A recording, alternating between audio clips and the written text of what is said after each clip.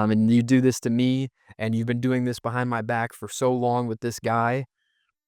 And yeah, it was pretty terrifying.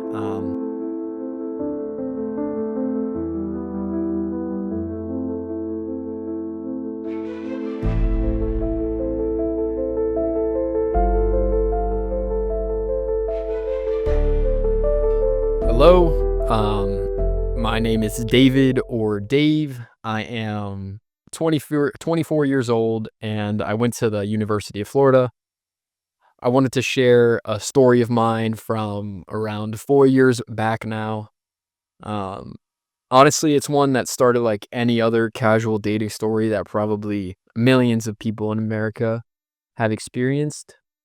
Um, but it ended in a much more dangerous way with knives involved and people being threatened to take each other's lives. So definitely the first time in my life and the only time in my life where I've ever actually been scared when dating or using dating apps.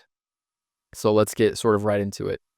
I had been chatting with this girl for a while. I can't remember now if it was on Bumble, Hinge, Tinder, but I remember we had been chatting for a couple days. Nothing too deep, just sort of flirty, getting to know each other.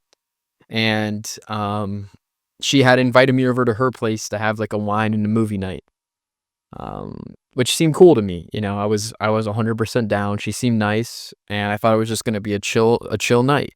She seemed really, really normal. Like there wasn't any red flags at first. Um,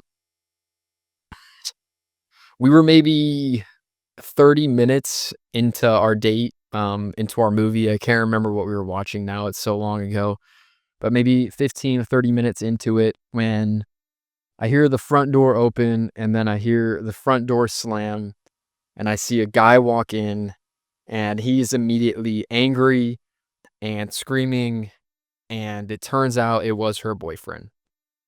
And from the way that he was acting, he had definitely been suspecting her of cheating for a while because immediately of saying like I knew it, like from what I remember, he had been suspecting it for a while. I stood up to tell him, "Hey, like this isn't what you think. I didn't know. I didn't know that she had a boyfriend or anything like that, and he wasn't having it." He walked into the kitchen, and grabbed a kitchen knife. I was sort of grabbing my stuff at this point, getting ready to leave, and then because you know how apartments are laid out, this was an apartment. Came into the room with the kitchen knife and told me to sit back down, like you're not going anywhere. He took my wallet, he took my keys, he took my phone, um, and basically just started yelling at us and screaming at us. I was telling him like, "Look, you can check my phone. You can check the dating app and you'll see we literally just started talking." But he wasn't having it, like, whatsoever. Um, so it went on like this for a while of him just, like, yelling and being angry and threatening to, like, kill us both. He's like, "I pay for everything, you just live here for free, and you do this to me, and you've been doing this behind my back for so long with this guy." And yeah, it was pretty terrifying. Eventually, she had convinced him and, like, told him the truth, which was of like, I this guy doesn't the I j like, we I barely know this guy. Like, um, yes, I was cheating on you, but, like, he it wasn't something that's been planned or conducted. It was kind of like a spur of the moment. Um, he understood. I think he like, if I remember correctly, he checked her phone and saw that we had just met. I'm not sure, though. So he let me leave. I didn't get to bring any of my stuff with me.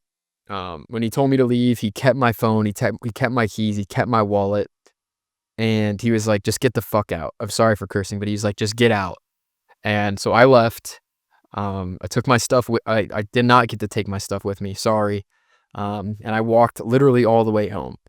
When I got home, I talked to my roommates. The next morning, I just went to bed. Which seems abnormal, but I don't know. Maybe it's just how I handled it, like processing it. But the next morning, I talked with my roommates and I'm like, "Hey, we got to go back over there and go get my stuff." So we went back over there, and he actually ended up apologizing. He was like, "Hey, I'm sorry for doing all of that. Here's your stuff." Like, I was just really upset, and I understood him.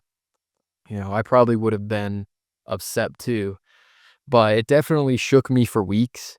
Like, I was replaying in my head, like, how could I have avoided that, you know? And I don't really think there was a way to I mean, maybe there was. So, if I could say what I learned, it would be, meet in a public place first. Don't just immediately go to someone's house that you barely know.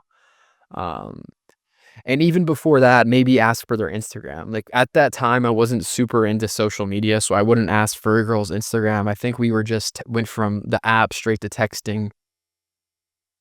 Um, and yeah, like, meet in a public place, get the person's Instagram, and actually get to know them a bit before you just commit to something, because you never know when something could take, like, a horrible turn in the wrong direction. Um, if he would have been pushed over that line, it could have ended a lot worse. Could have ended a lot worse. So, I'm thankful that it ended the way it did. But yeah, I hope someone learned something from this, and maybe you're a bit more careful after hearing this with your, dating journey.